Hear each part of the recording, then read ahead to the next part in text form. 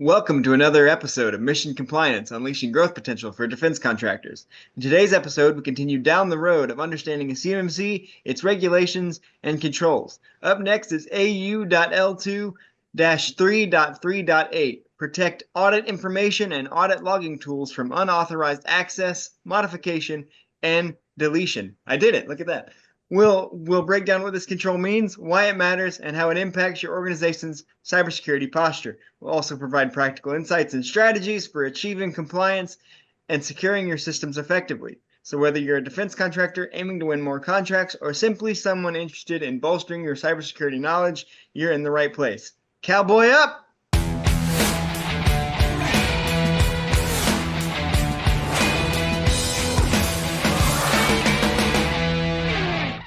We're joined once again today by Mike Frieder, President of On-Call Compliance Solutions and a CMMC Professional Assessor. Thanks for joining us, Mike. Hey, always a pleasure, Roman. So, Mike, this control seems much more straightforward than the last. Today, we're talking about protecting audit information from unauthorized access. It's what a lot of these controls boil down to a lot. You want to avoid unauthorized access. That's what compliance is here for. It's what cybersecurity is here for. So this control centers more on that. So with that being said, why is this control important? It's a great question. So the control, which is protect audit information and audit logging tools from unauthorized access, modification, and deletion, is a reminder of how a SIEM solution should be set up. And there's a lot of key elements here, but the idea is it's a reminder that we have to actually protect our SIEM solution. Remember, if something happens to your entire system and it goes offline, has a problem, etc., the SIEM solution is going to be the only thing left over to be able to give you a clue about how to make it so that that doesn't happen again, or tools for forensic investigators to use to be able to see exactly what it is that happened and try to get this figured out. So it's a really important tool, and protecting it is paramount, especially when it comes to, protecting and control unclassified information and the DoD's right to basically investigate what's going on with somebody. So in this particular case, where we're at is we have to make sure that, one, the system and the audit logging tools are protected from unauthorized access. So it shouldn't be a system that just anybody can get into. It should be something that is restricted based on the need to actually access it and work with the SIEM solution. So that's the first thing, is don't make it something that just anybody can open. Pretty straightforward, almost kind of intuitive, but again, when it comes to cybersecurity, nothing may be a given, especially when it's intuitive, because there's no such thing as intuitive and cybersecurity in the same sentence. Next one is modification. We want to make sure that nobody can just sort of go in and modify what it is that the SIEM is logging at a whim. This is also important. Again, we don't want somebody monkeying around with what it is that we're watching over. We need to make sure that we've got, security cameras on everything, so to speak. So I think it's very critical that we keep in mind that you can't allow a system for security to be modified without authorization. So the modification piece is important. And of course, deletion, we want to make sure that the SIEM is not easily accessible. That's why we really encourage people to run the SIEM solution on either a separate server, separate network, or even as a third-party tool where nobody could actually get into the back end and delete things. As a matter of fact, actually, we run two different SIEM solutions here at OnCall. Actually, I guess three if you count Microsoft. And all three instances of our SIEM solution, the storage is immutable. You can't modify those log files once they go into the system for their specified periods of time.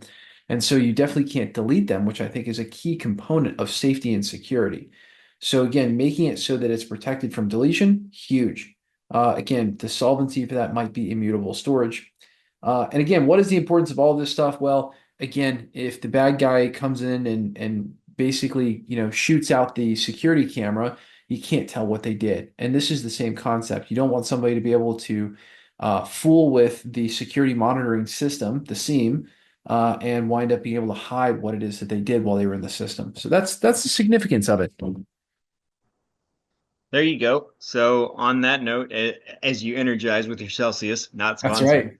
right. You got to keep yourself energized when you're talking about compliance, because otherwise, well, it might be boring.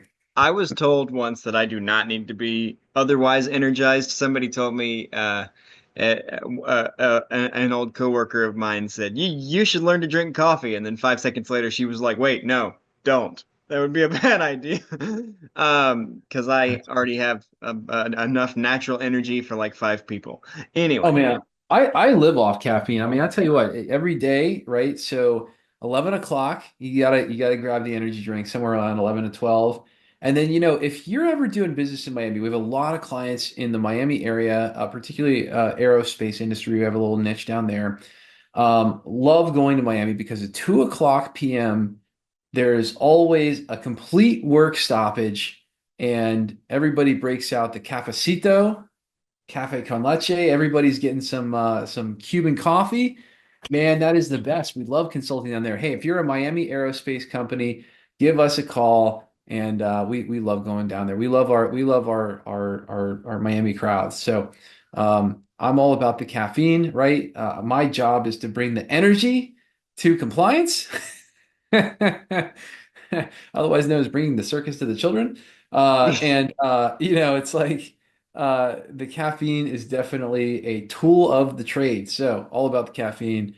And I love caffeine. I was answering a question on a questionnaire the other night, and it said, "What's your healthy addiction?" And without pausing, I said, "Dr. Pepper." yeah, I I go to a restaurant that I've been to several times, and they see me coming, and they're like, "I assume you want Dr. Pepper to drink," without even asking me, and it's like, well, yeah, you know. So that's the best. all about the caffeine. But anyway, we digress. Back on topic. What are the key assessment points an assessor be looking for on this one? Yeah, lots of assessment points, ladies and gentlemen. So hang on. Just bring that ridiculous To energy. what? Exactly. Yeah, hang on to your audit hats. First assessment point, determine if audit information is protected from unauthorized access. So it's implemented via the SEAM solution. That's how we would solve for it. And again, we would say something like only SEAM administrators have access to the system. Again, we could talk about the idea that your SEAM system oftentimes are isolated air gap systems.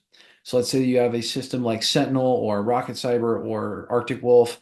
Those typically have their own logins, right? And those are isolated or gapped away from the rest of your information. Next assessment point, determine if audit information is protected from unauthorized modification. So can they modify the logs? Well, the dream answer, the answer we like to give from our systems is SEAM log files are held in immutable storage, cold storage, whatever you want to call them, or they go from hot storage to cold storage instantaneously. Look, immutable storage, that is the magic button when it comes to a SEAM. It's what I highly recommend. Do you have to have it? No. But it sure does look good when you've got it. And again, we're talking about the idea that once history is written, we don't want to have to, we don't want to be fearful that it was rewritten. Third assessment point, determine if audit information is protected from unauthorized deletion. Again, only authorized users should have access to the SEAM solution anyway, and the servers that those are held on. SEAM log files are held in immutable storage, and that's a big deal. Next, fourth assessment point, determine if audit logging tools are protected from unauthorized access. Again, starts to really run together, and it kind of feels like these assessment points are just really one and the same. Look, at the end of the day, if you've got a SEAM system and it's separate from your primary network, life is good. You can say it's implemented via the SEAM solution user access system. And again, that user access system would not be probably the same thing that's in your basic network as far as an authentication system. Now, next one, number 5, determine if audit logging tools are protected from unauthorized modifications. So these are the agents themselves, right? The actual the tools that sit on the machine and actually pull the logs. So again, we want to make sure that those are protected, and they should be probably protected with something like a RMM tool or a remote monitoring and management tool or Threat Locker, my favorite. We're big Threat Locker fans here. Threat Locker will stop something from being uninstalled or installed without proper authorization.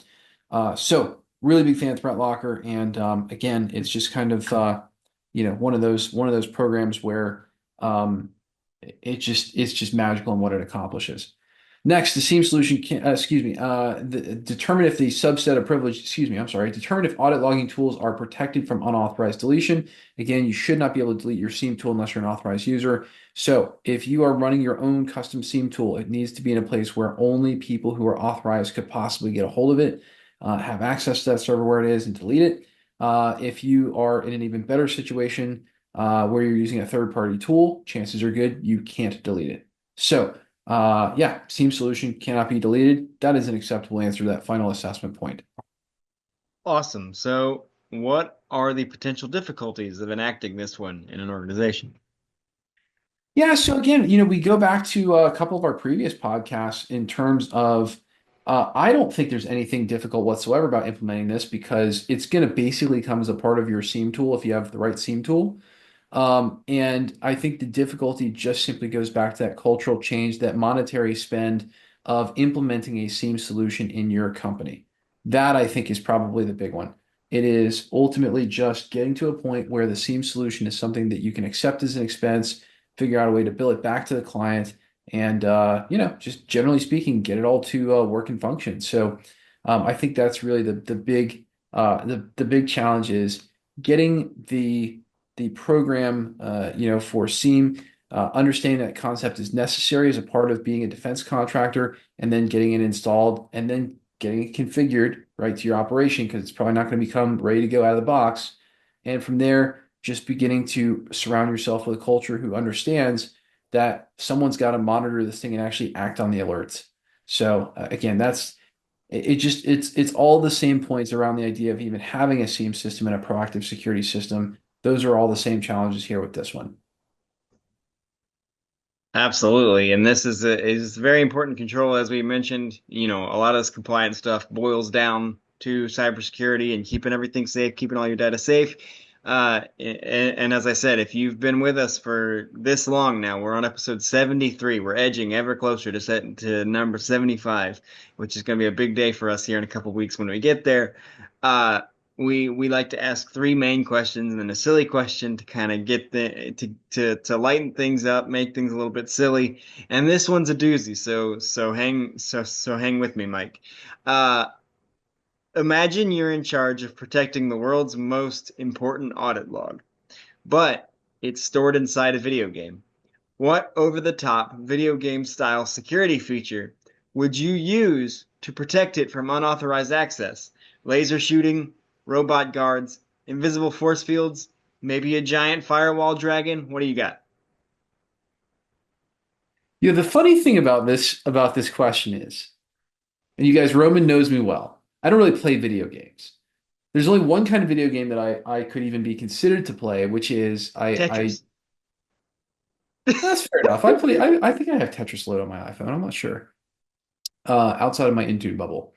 Um, I do race, so I have a racing simulator, and I have a lot of fun with some of the racing simulators. I don't know if that's a game or not, but we'll call it a game.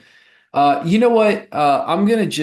I'm gonna go all the way back old school, super old school, right? To the Wolfenstein 3D slash Duke Nukem Yes. days, because that's about the last time I played video games, which is pretty sad. Maybe I should play video games again. And I think that I would have to probably go back to um, one of the the Duke Nukem bad guys, and I would probably choose. Well, I don't really know what the names of them are, but there were some pretty gnarly bad guys back in the Duke Nukem days. I remember that game was really cool because it was like somewhat realistic and you could interact with the environment, and it was just cool. It was really cool to like go cruise around as Duke Nukem. So yeah, I would just pick a bad guy out of Duke Nukem, and I'd probably use that to protect these audit logs. Because why not? I mean, they got guns. They were pretty futuristic back in the day, and there was aliens involved. So I feel like maybe some alien technology could help protect the CUI better, or the audit logs better. First of all, I'll say that we had Wolfenstein on our home PC growing up, and there was always a cheat that would let you get to the last level so you could win. You had to like enter a code at the on the start screen or something, and it would take you to the last like level, and you could win. And we would do that all the time. Second, if I was going to answer this question, it wouldn't necessarily be a video game thing, but as some of our listeners might know. I love the Mission Impossible movies, and they always have, the best gadgets. And so if these audit logs happen to be, behind a fingerprint scanner or an iris scanner, one of the things they do in Mission Impossible is they make masks of people so that they can impersonate them and they can have their face and their voice and all that stuff. So that's one way to go. But the gadgets have also have always been great. And one of the things that I always thought was super cool and super unrealistic is that the team always had this gadget where they could put their phone up to a lock and the phone would like configure the key to the lock on the phone and unlock the door. I was like, I don't know how that would be humanly possible, but that's awesome. So I'd have to go with that. I love it. I think that's a great answer. But but that wraps up a great episode of Mission Compliance. We hope our discussion today has provided you with valuable insights, practical strategies, and inspiration to navigate the ever-evolving world of defense. We'd like to thank Mike for joining us to talk about the importance of keeping your audit logs safe. Thanks, Mike. Hey, always a pleasure, Roman. Thanks for having me. But the conversation doesn't end here. We encourage you to continue exploring these topics and connect with us on our social media channels. Share your thoughts, ask questions, and engage with fellow listeners using the hashtag Mission Compliance Podcast. If they haven't already, what should they do, Mike? Well, they should like, subscribe, and definitely tell a friend in the defense industry. That's right. You should subscribe on your favorite podcast platform so you always know when new episodes like this one are released. And we truly appreciate it if you could take a moment to rate and review the show. Your feedback helps us to continue to bring you thought-provoking episodes and high-quality content. Join us next time as we delve further into the dynamic world of defense, security, and industry innovation. And maybe, just maybe, finish Control Family number 3. Almost there. Almost there. Only 12 more to go after this. 11 more to go after this. Until then, take care, stay informed, and make compliance your mission. See you next time. Thanks, everybody.